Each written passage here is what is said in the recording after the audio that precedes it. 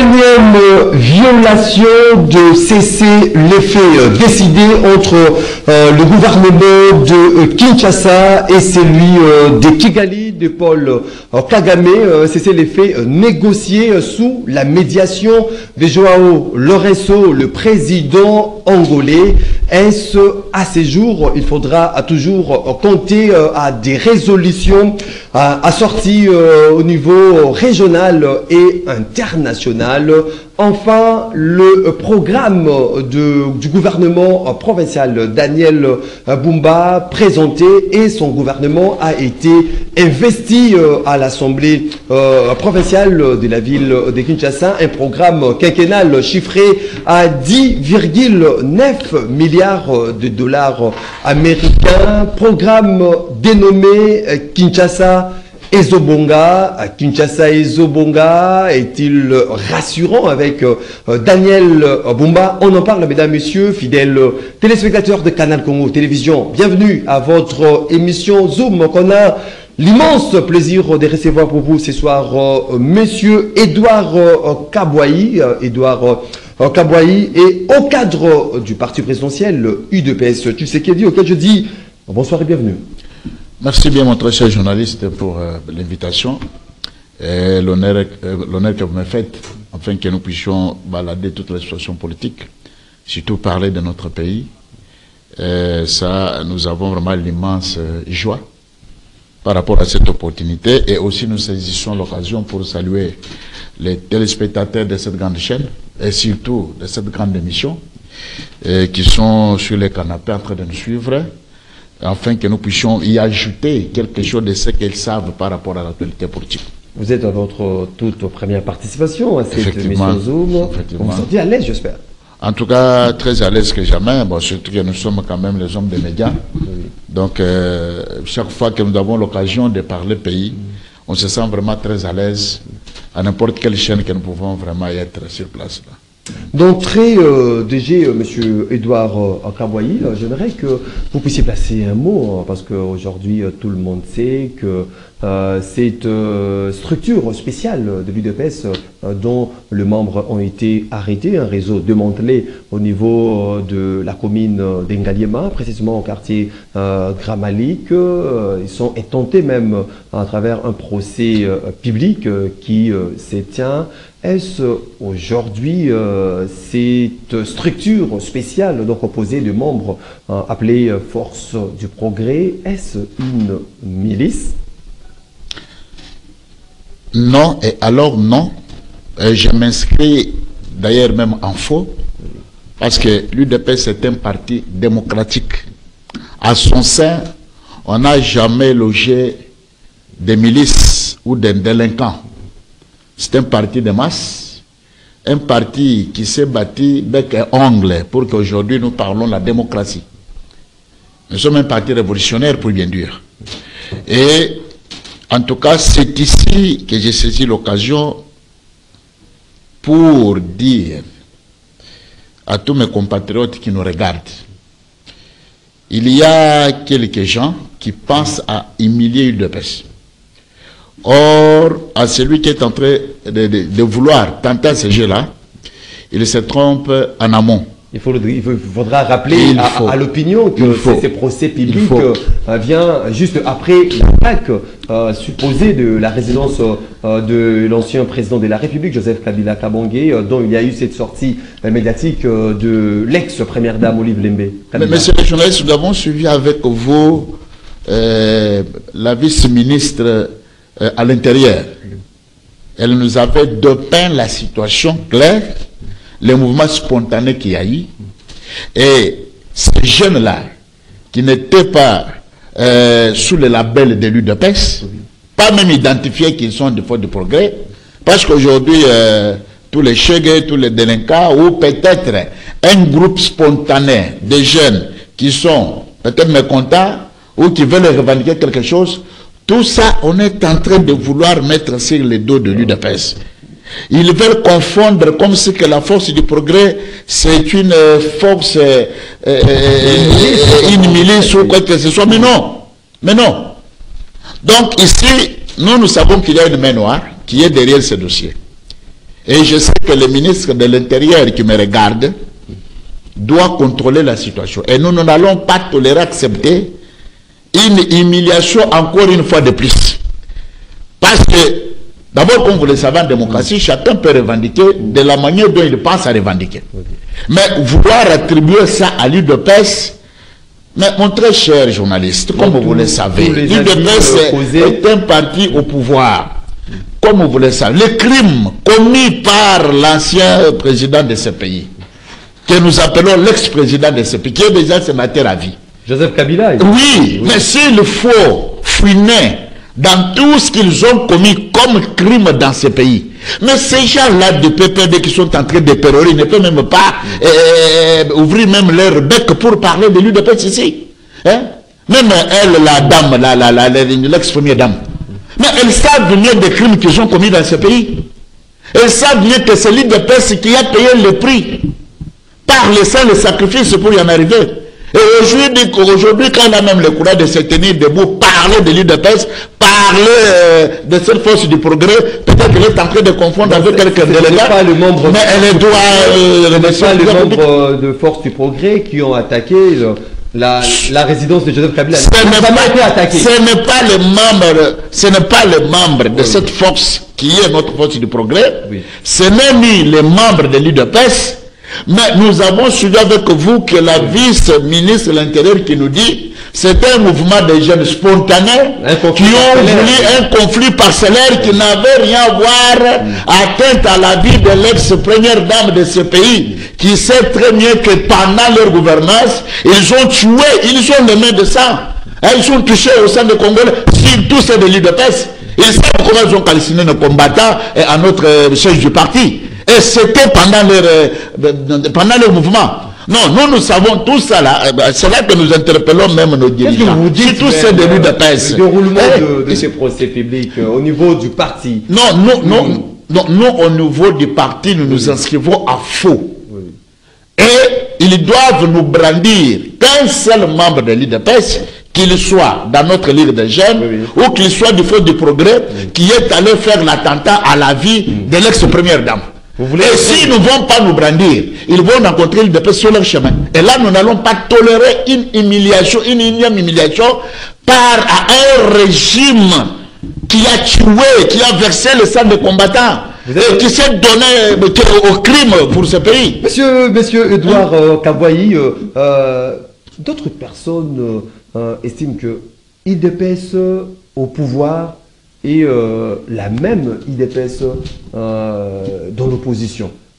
Vous êtes au même moment au pouvoir, au même moment dans l'opposition, parce que vous vous plaignez deux fois, et puis deux fois vous vantez le pouvoir. Êtes-vous dans le pouvoir ou dans l'opposition? Non, vraiment, nous contrôlons tout. Vous êtes partout? Nous contrôlons tout parce que c'est ici que je dois révéler encore une fois de plus à nos compatriotes que c'était l'accomplissement d'une prophétie prédite par Fétien Tsekedi Moulumba de Rez Mémoire. Au jour où l'UDPS présidera la tête de ce pays, il n'y aura plus l'opposition dans ce pays. Il n'y a plus d'opposition. Il n'y a plus l'opposition dans ce pays, mon très journaliste, vous êtes en train de remarquer. Vous traquez vous-même au même moment. Non, c'est-à-dire que nous contrôlons.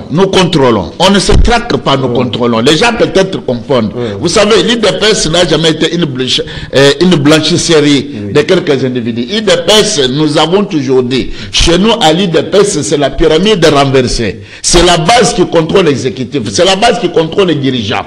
C'est-à-dire quand la base a l'œil de surveillance sur les dirigeants pour qu'ils puissent veiller à réaliser, à accomplir les projets de société de l'UDPS que le père fondateur nous a laissé, et à l'occurrence de Fétien Tsekedi Moulumba de Rez Mémoire, alors là, on ne peut pas croiser les bras.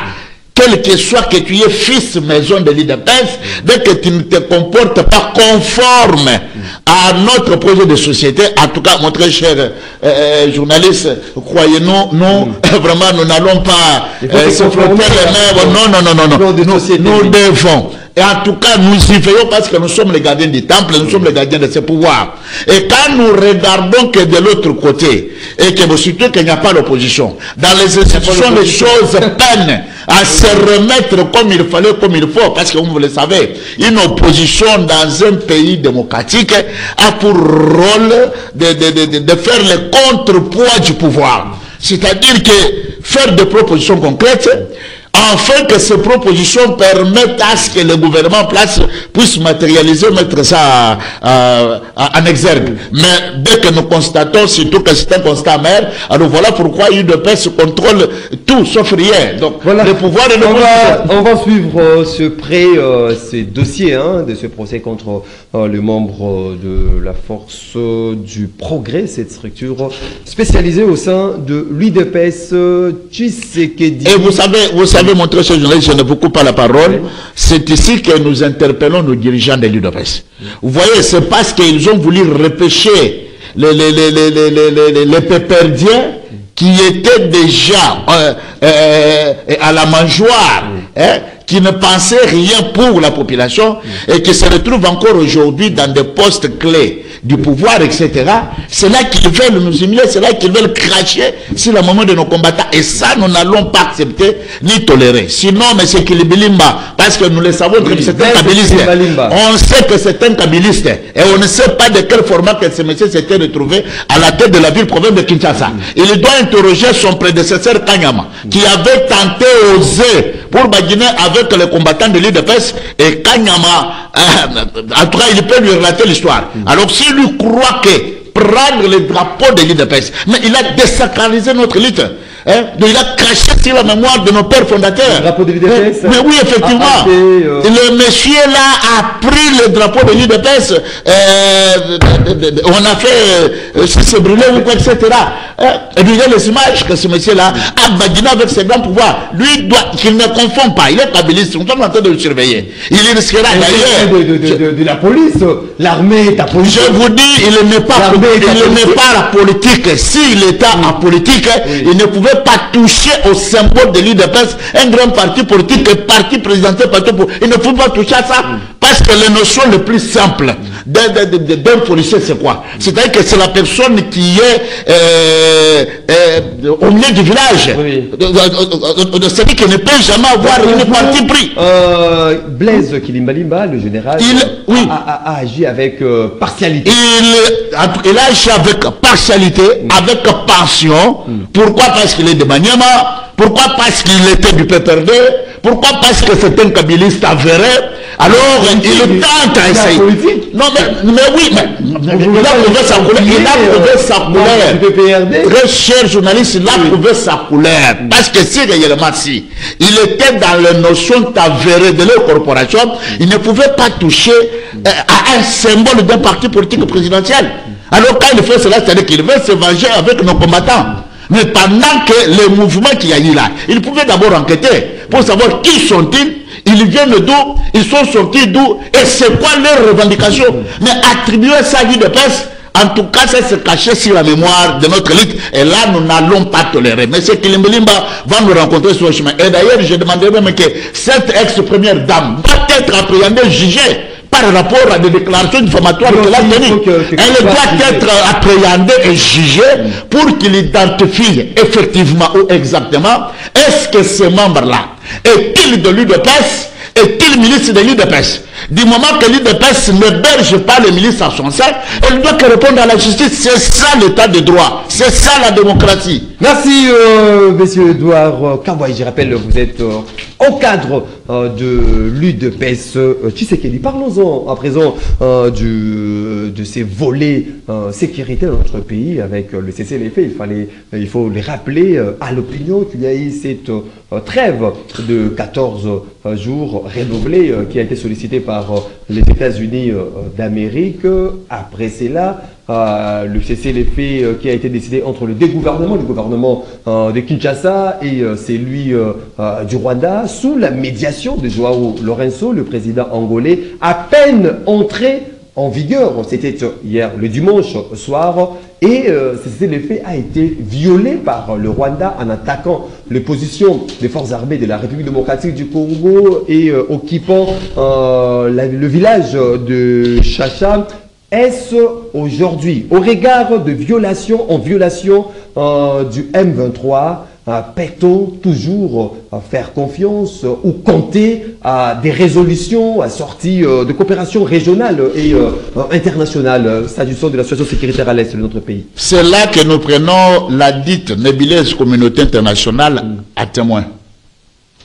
Parce que jusqu'ici, nous sommes dans une démarche pacifique et que nous voulons que nous puissions cohabiter pacifiquement, parler développement, parler les avancées économiques de nos pays respectifs. Ils doivent comprendre une seule chose. Il y a un adage qui dit qui veut la paix prépare la guerre. Pendant que nous voulons la paix, ce n'est pas un aveu de faiblesse. Vous préparez les négociations. C'est un front diplomatique. Oui. Parce que quand vous êtes agressé, il y a le front qu'il faut d'abord exploiter pour arriver à une résolution pacifique du conflit. Néanmoins, en première position, on doit préparer la guerre. Mais effectivement, oui. Effectivement, c'est ça ce que je vous dis. Bon, en première position, il faut préparer la guerre. Oui. Et ça, je vous dis, vous pouvez lire sur mes lèvres, très chers journalistes, nous sommes en très bonne position posture de faire la guerre au Rwanda. Oui. Ça, nous le disons sans embâche, à quiconque qui doit nous entendre. Le FARDC, la police nationale congolaise, nos compatriotes Wazalendo, nous sommes prêts à faire la guerre au Rwanda. Et je dis cette option, demeure, il reste, et nous nous préparons conséquemment quant à ça. Voilà pourquoi tout ce qui est l'effort du gouvernement, de la vision du commandant suprême des armées, est focalisé, tourné vers nos forces armées qui sont en train de monter en puissance. Quand nous disons que monter en puissance, c'est-à-dire que nous avons l'effectif convaincu et convaincant qui peut faire la guerre au Rwanda et demain le régime tombe. Faire la guerre, vous êtes, je vois très optimiste quant à la République démocratique du Congo de déclarer la guerre au Rwanda. Oui. Mais ce qui crée un peu un bémol aux yeux de la population congolaise est le fait que les accords décidés entre les deux gouvernements, lorsque sont violés, et nous de notre côté, on observe scrupuleusement de cesser les faits et puis on respecte les accords ou des résolutions prises au niveau régional ou international. Et qu'est-ce qui empêcherait aujourd'hui d'emboîter les pas de notre ennemi qui viole du jour les jours les accords? Et puis en violant ces accords-là, c'est les vies de Congolaises et Congolais qui est ôté par ces rebelles. Je vous dis ici, mon très cher journaliste, cette guerre-là, nous allons l'expédier à ceux qui sont en train de vouloir nous facturer. Je l'ai toujours dit, dans chaque occasion que j'ai devant la presse, pour dire que ce n'est pas les Rwandais que vous voyez là qui nous font la guerre. Ce n'est ni le supplétif du Rwanda, c'est-à-dire de l'armée RDF du Rwanda que vous voyez là, que vous appelez M23 n'existe pas, n'existe plus, et n'existe même à jamais. Ceux qui sont là, ce sont les troupes rwandaises qui nous font cette guerre. Makenga, l'autre là, les grossiers là, etc. Oui. C'est le Rwanda. Tout a été prouvé par les rapports des experts des Nations Unies. Comme vous le savez, vous êtes un journaliste d'investigation. Et maintenant, ce que vous voyez, c'est la nébuleuse communauté internationale qui nous fait la guerre. Vous avez suivi. Cette communauté condamne. Non, ça c'est de la poudre aux yeux. C'est que nous sommes en train de faire. Nous sommes dans une démarche. Vous savez, les tactiques de guerre.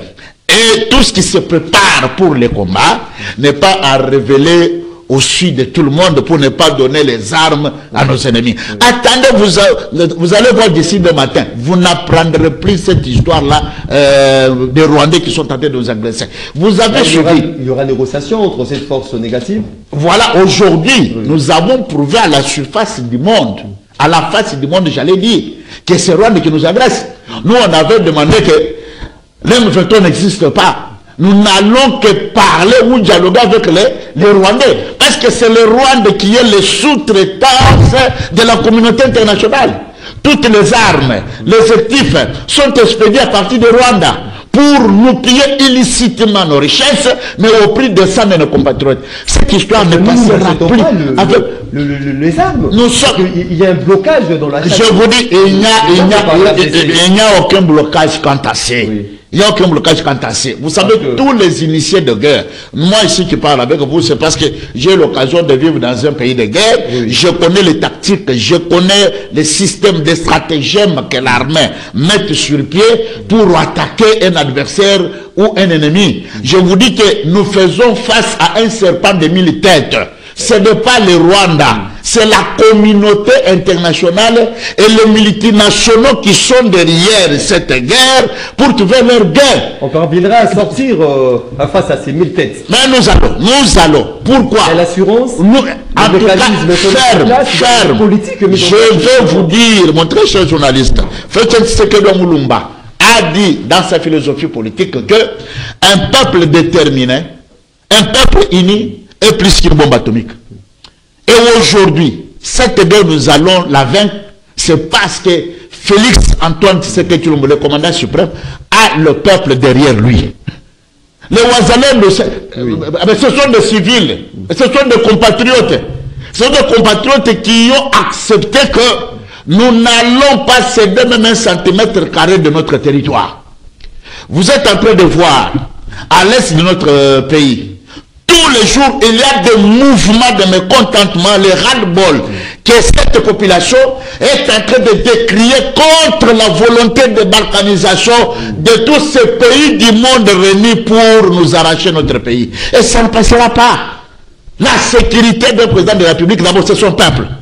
La sécurité d'une nation, c'est le peuple. Et comme le peuple est déterminé, comme le peuple a pris son destin en main, cette guerre, nous allons la vaincre. Pour preuve, comme vous le savez, en 2013, M23, qui était la pitette du PPRD. Le rebelle est en train d'avancer, mais on garde... Il n'y a pas l'avancement, mon très cher journaliste. Écoutez, nous sommes à 2 ans. À la victoire, je vous dis ceci, Bunagana, depuis que l'armée rwandaise occupe quelques localités de chez nous, ça fait 2 ans, jour pour jour. Et jusqu'au jour d'aujourd'hui, leur objectif n'est pas atteint. Or, quand vous y allez dans une guerre, il y a un point de départ, il y a un point d'arrivée. La conquête dans une guerre est que où les régimes tombent, où vous envahissez ceux qui dirigent ces terrains. Mais aujourd'hui, l'armée rwandaise peine à conquérir Goma. L'armée rwandaise peine à conquérir tout Rutshuru, à conquérir Massissi. Ils ont le contrôle de quelques localités. Je vous dis, il n'y a pas ce contrôle. Ça, qui échappe. Non, ça c'est une stratégie. De Rutshuru, Massissi. C'est une stratégie politico-militaire qui est en train de faire son chemin. Vous allez voir que d'ici là, vous ne verrez plus l'armée rwandaise et leur supplétif de la communauté internationale. Mais pas plus tard, la semaine avant ces élections au Rwanda. Mais vous avez suivi Kagame. Kagame a doigté les États-Unis d'Amérique, qui nous pillent illicitement nos richesses. C'est-à-dire qu'ils ne sont pas encore mis d'accord par rapport à tout ce qui se passe au partage de gâteaux. Oui. Vous avez suivi l'autre fois le premier ministre britannique qui a versé au Rwanda, soi-disant, les pseudo-réfugiés qui n'étaient pas des réfugiés, qui étaient des milices d'une manière ou d'une autre, récoltés d'Afghanistan, d'Haïti, un peu partout, pour venir renforcer l'armée rwandaise sur le territoire congolais. Et Et vous le savez, c'est-à-dire qu'ils ne s'attendent pas sur le gâteau et le partage. Ça vous dit que ces gens-là sont presque à la fin de leur souffle. Cette fois-ci, croyez-moi, ce que nous allons répliquer, ça sera de foudre. Ils auront une attaque foudroyante et vous ne verrez plus cette armée rwandaise sur notre territoire. Ça, ils sont en train de faire des jeux d'enfants. Vous voyez que de gauche, mais non. Le président Félix Tshisekedi est jusqu'au boutiste dans sa position de ne pas dialoguer avec le M23. Effectivement, mon très cher, mais c'est ça ce qui est derrière vous. Merci, vous nous avez mis ces images-là. Oui. Au Rwanda, avez-vous vu un membre du M23 sur la table de négociation? Non. C'est l'armée rwandaise, le ministre des Affaires étrangères rwandais qui était en face de son homologue pour que nous parlons l'envahissement ou la guerre qu'ils sont en train de nous faire. Vous avez vu, vous savez, en 1999, Rwanda et Ouganda, dans leur conflit de balkaniser notre pays, dans leur conflit d'avoir des parts des lions par rapport à nos richesses, il y avait une commission de ministres des Affaires étrangères qui a été mise sur pied pour venir négocier avec M. Laurent Désiré Kabila. À cause de quoi? À cause de leurs mines. D'abord, ils n'ont pas de mines, hein, mais c'est seulement leurs armées qu'ils envoient pour s'accaparer avec nos mines qui se trouvent au nord et au sud. Effectivement. Alors, on n'arrive pas à contrôler l'intégralité du territoire. Bon, heureusement, vous avez très bien placé votre mot, l'intégralité, ce qui veut dire qu'il y a une partie, à des fois qui nous échappe et que nous allons récupérer. À bientôt, il faut comprendre que la RDC est cette belle femme, cette jolie femme qui est convoitée par tout le monde. Et à cette occasion, vous savez ce que Museveni avait dit lorsque Laurent Désiré avait refusé cette négociation-là. Il a dit la RDC ne mérite pas d'avoir un leadership capable et compétent. Il faut qu'il ait un leadership si faible. Aujourd'hui, nous avons eu la grâce du Seigneur afin que nous ayons à la tête de ce pays un leadership éclairé, compétent, capable de doiter l'ennemi. Mon très cher journaliste, disons-nous des choses telles qu'elles sont. Comme vous le savez, les régimes précédents que nous avons vécu avec vous, surtout le malheur de ce pays, je l'ai toujours dit à nos compatriotes qui nous regardent ici, cette grande émission, le malheur de ce pays, c'est accepter de nous diriger, c'est accepter la Kabylie à la tête de ce pays. Parce que toutes ces souffrances que nous sommes en train de vivre avec vous, c'est la Kabylie qui nous a mené les troupes rwandaises, les troupes ougandaises, dans ces pays-ci. Mais aujourd'hui, dans ce pays, comme vous le savez, personne ne pouvait doiter que ce Rwanda du Nuchou. Mais vous voyez aujourd'hui un fils de Lion, Félix Antoine Tshisekedi Tshilombo, qui se lève pour doiter effectivement ces Kagame qui nous agressent, ces Rwanda qui nous agressent. Et vous êtes en train de voir que la situation est sous contrôle. Et il n'y a plus des arrestations, il n'y a plus de morts, il n'y a plus des assassinats. Et alors, à cause de ce leadership que nous avons eu, mon très cher journée, nous sommes très convaincants, cette guerre, nous l'emporterons. Espérons justement, on reste positif quant à la victoire de FARDC devant les ennemis de M23, ADF, le Rwanda de Paul Kagame. Mais on s'achemine lentement. Mais on nous a signalé, on reste avec 3 minutes. Très bientôt. Il doit nous ajouter. On aura à boucler avec ces dossiers de la ville province de Kinshasa après après longue attente de ces gouvernements. Daniel Bumba a présenté et son gouvernement a été investi au niveau de l'Assemblée provinciale de Kinshasa, un programme quinquennal chiffré à 10,9 milliards de dollars. Kinshasa et Zobonga. Mais on se rappelle de Kinshasa Bopeto. Les gens de Séningobila, on a passé presque 5 ans. Aujourd'hui, si on demandait à un Congolais de côté Kinshasa Bopeto pendant ces 5 ans de Gentini Ngobila, je ne pense pas sur 10, on aura 7 ou 5 sur 10. Aujourd'hui, Kinshasa et Zobonga, avec ces slogans lancés par Daniel Bumba, pensez-vous, M. Edouard Kabouaï, que c'est rassurant que Kinshasa et Kobonga paient à Solo avec Daniel Bumba. L'espoir est permis. Il est de l'UDPS. Il est permis aussi de rêver.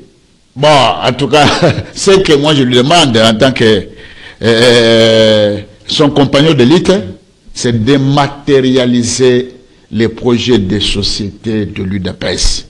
Ces projets que nous sommes bâtis bec et ongle pour marquer la différence. Je lui demande d'emboîter les pas du président de la République, garant de la nation. Parce qu'aujourd'hui, le peuple d'abord n'est pas ou n'est plus un slogan dans sa bouche. Dès la prise de son pouvoir, nous avons renvoyé plus de 5 millions d'enfants sur le système scolaire. Nous avons décrété par rapport à la couverture santé universelle, oui. Nous avons décrété la gratuité de la maternité. Aujourd'hui, nous avons dit dans les 6 axes qu'a prôné le président de la République pour ce second quinquennat, oui. Il y a la sécurité pour tous. Voilà pourquoi il se bat de gauche à droite pour que nous ayons une paix durable, non pas une paix partielle. Oui. Et lui aussi, Daniel Bumba, en tant que compagnon d'élite, du président de la République, oui, oui. Fils UDPS, qui est mon compagnon d'élite, qu'il fasse tout. En tout cas, il doit nous éviter ce que vous venez de dire. Aujourd'hui, monsieur Ngobila, mais vous avez totalement choisi. Vous gardez espoir au-delà de tout. Au-delà de ce départ que certains estiment de départ raté déjà de Daniel Bumba. Il n'y a pas avec la sortie d'un gouvernement dont il a été rappelé. Et puis on a attendu presque plusieurs semaines pour vous savez, ce gouvernement et être investi. L'erreur est humaine. Et ce qui est bien, quand il a été repris à l'ordre, alors il a mis sur pied un gouvernement conforme à la Constitution. Et de deux, il a présenté son programme, qui se chiffre à peu près à 10 milliards 9. Effectivement, pour que Kinshasa revête effectivement sa belle robe que nous avons connue ensemble avec vous. C'est un programme séduisant. Ces programmes, ils pensent même construire un nouveau bâtiment de l'hôtel des villes. Effectivement. Ils parlent de parking pour effectivement. de motards. Est-ce que ce sont de priorités que les Kinois aujourd'hui attendent? Vous savez qu'un dirigeant a pour vocation de répondre aux besoins et aux desiderata des dirigeants. Un dirigeant ne vient pas avec des discours. Le peuple n'attend pas les discours. Le peuple n'a pas besoin de discours. Il faut un nouveau bâtiment pour... non, mais effectivement, quand vous venez, juste à la prise de vos fonctions, prenez déjà dans votre tête et dans votre être que je suis devenu serviteur du peuple. Voilà pourquoi chez nous, l'UDPS, nous avons toujours dit, être cadre n'est pas un privilège, mais c'est une charge. C'est une responsabilité. C'est ça ce que Frédéric Tshisekedi nous disait. Alors, c'est là que moi je l'interpelle, qu'il ne puisse pas nous faire la honte. Hein, parce qu'il y a aussi d'autres fils maison qui nous ont déçus totalement. Et que nous, en tout cas, je me réserve de citer que comme c'est, mais néanmoins, à lui jeter la sonnette d'alarme, nous voulons voir une nouvelle ville Kinshasa. C'est-à-dire, c'est le miroir de notre pays. C'est la capitale qui doit être attractive. Ça veut dire que Daniel Bumba, très cher compatriote, si tu me suis, je crois que tu vas me suivre parce que tu es aussi passionné de CCTV.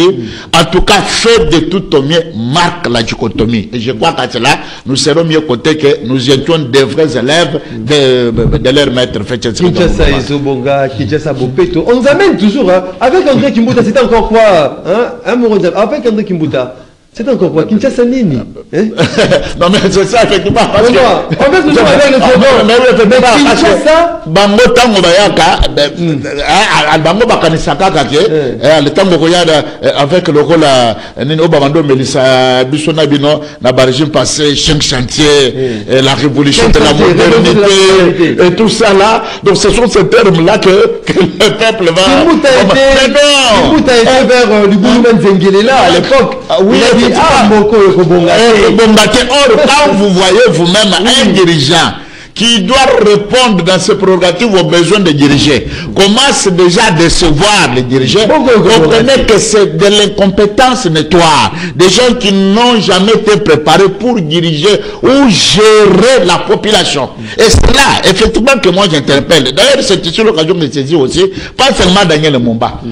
Tous les ministres issus du gouvernement souminois, nous voulons le voir à l'œuvre. En action. En action, nous ne voulons plus les ministres bureautiques, les ministres climatiseurs. Non, non, non, non, non. Sortez. Donc c'est en dehors de vos bureaux que vous saurez effectivement que veut le peuple, que demande le peuple. Nous voulons le changement narratif. En tout cas, ce pays doit changer, impérativement. Voilà pourquoi nous devons quitter dans cette casquette des Congolais, des Zaïrois plutôt, parce que jusqu'au jour d'aujourd'hui, il y a des personnes qui se comportent toujours en Zaïrois, voyez-vous. Or, si nous allons nous comporter en Congolais, nous allons développer ce pays. Parce qu'en 1960, lors de notre indépendance, vous allez voir que dans laps de temps, que le premier ministre Lumumba et Kassavou qui ont géré ce pays, il avait quand même les avancées notables dans notre pays ici. Parce que cette fois-là, nous avons quand même voulu retenir les noms, surtout notre sémantique, d'être appelés Congolais. Mais juste quittant cette étape rentrant, avec pendant le deuxième régime, là où on nous appelait les Zaïrois, en tout cas tout était compliqué. Alors moi je leur demande que nous puissions travailler pour le peuple, que le peuple se retrouve. Tout ce que le peuple clame, crie haut et fort, prenons ça dans nos judiciaires, dans nos projets, dans nos programmes, dans nos agendas. Allons sur le terrain, que ce peuple-là se retrouve. Congo ne peut jamais rester toujours être répété, des richesses, tant, ceci, cela, mais pendant qu'il y a encore quelques souffrances au sein de la population, et ça va continuer dans ce sens-là. Monsieur Edouard Kabouaï, au cadre de l'IDPS Tshisekedi, je vous dis merci d'être disposé. Merci bien, mon très cher journaliste. Je pense que ça mérite maintenant le voix de votre émission de voix des auditeurs. Rendez-vous aux auditeurs. Rendez-vous aux auditeurs. Voilà, vous étiez nombreux, mesdames, messieurs, fidèles téléspectateurs à nous suivre. On a repeint, on a décrypté tous ces différents sujets d'actualité en République démocratique du Congo. Vous avez bénéficié de ces réflexions grises sur la situation de notre pays, une mission réalisée par Moro Djambé. Fiston Atunga, non, Christian Banjolo était du côté de la régie, Georges Libengue à la prise de vue, en collaboration avec Bruno Nzinga. Je vous retrouve très prochainement pour parler Congo, ça sera avec le même plaisir qui nous anime d'ailleurs d'ici là. Portez-vous bien, bonne évasion sur votre chaîne. Au revoir.